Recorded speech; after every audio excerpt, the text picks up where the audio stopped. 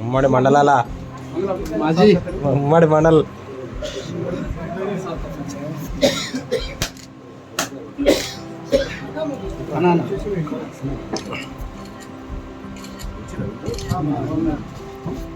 Sir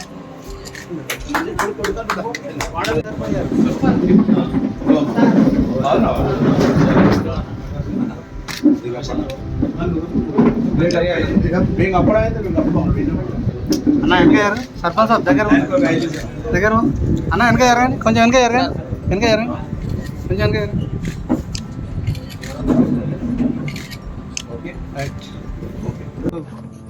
గ్రామానికి parliament ఎన్నికల తర్వాత మొదటిసారిగా నేను వచ్చిన ఇక్కడ కూడా ఆ రోజు సాయుధ రైతాంగ పోరాటంలో ఆ తర్వాత జరిగినటువంటి దారుణ సంఘటనలు కొంతమంది అమరవీరుల స్తూపం కూడా ఇక్కడ చూపించడం జరిగింది. నేను ఆల్రెడీ బైరాన్పల్లి విలేజ్ లో కూడా ఇంతకుముందు పోయినాం. అక్కడ కూడా బుర్జు ఉంది. అక్కడ కూడా చాలా మంది మీకు తెలిసిందే. వెనకట మన పెద్దలు అక్కడ కూడా చాలా మంది హత్య చేయబడ్డారు.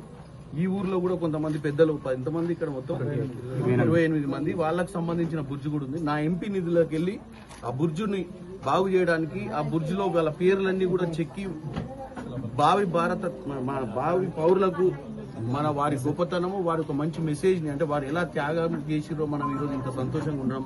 ఆ రోజు నిజాం సర్కార్ నుంచి మనల్ని ఎలా స్వేచ్ఛ వాయులోకి తీసుకొచ్చిరో దాన్ని మర్చిపోవద్దన్న విషయంలో గుర్తించుకొని 10 లక్షల రూపాయలు పెట్టి మనం బుర్జును బాగు చేస్తున్నాం. ఈరోజు ఆ బుర్జుకు 10 లక్షల రూపాయలు కేటాయిస్తున్నా నా ఎంపీ నిధులకు వెళ్ళి. అలాగే చాలా సమస్యలు నా దృష్టికి తీసుకొచ్చిర్రు.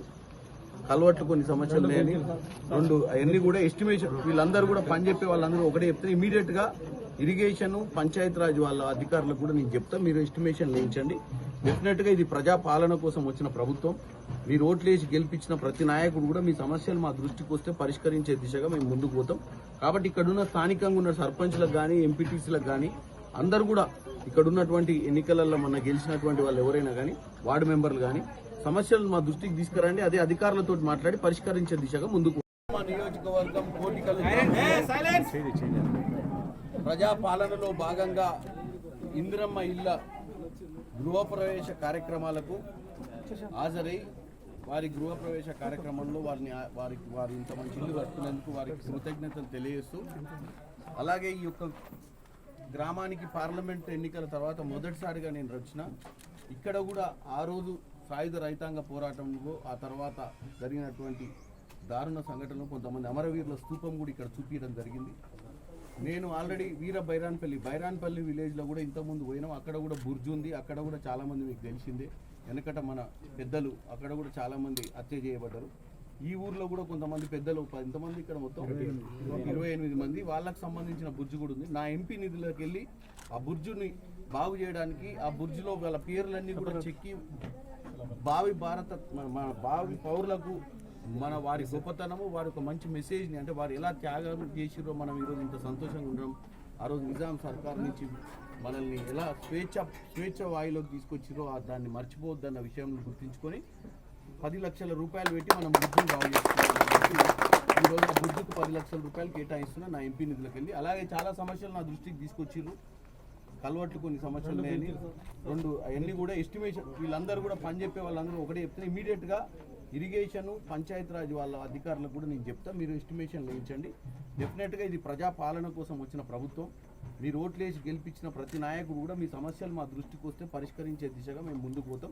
కాబట్టి ఇక్కడున్న స్థానికంగా ఉన్న సర్పంచ్లకు కానీ ఎంపీటీసీలకు కానీ అందరూ కూడా ఇక్కడ ఉన్నటువంటి ఎన్నికలలో మన గెలిచినటువంటి వాళ్ళు ఎవరైనా కానీ వార్డు మెంబర్లు కానీ సమస్యలను మా దృష్టికి తీసుకురండి. అదే అధికారులతో మాట్లాడి పరిష్కరించే దిశగా ముందుకు పోవాలని కోరుకుంటున్నాం. అతి తక్కువ సమయంలో మీ వ్యాపార సామ్రాజ్యాన్ని పెంచుకోవాలనుకుంటున్నారా? తక్కువ ఖర్చుతో ఎక్కువ పబ్లిసిటీ చేయాలనుకుంటున్నారా?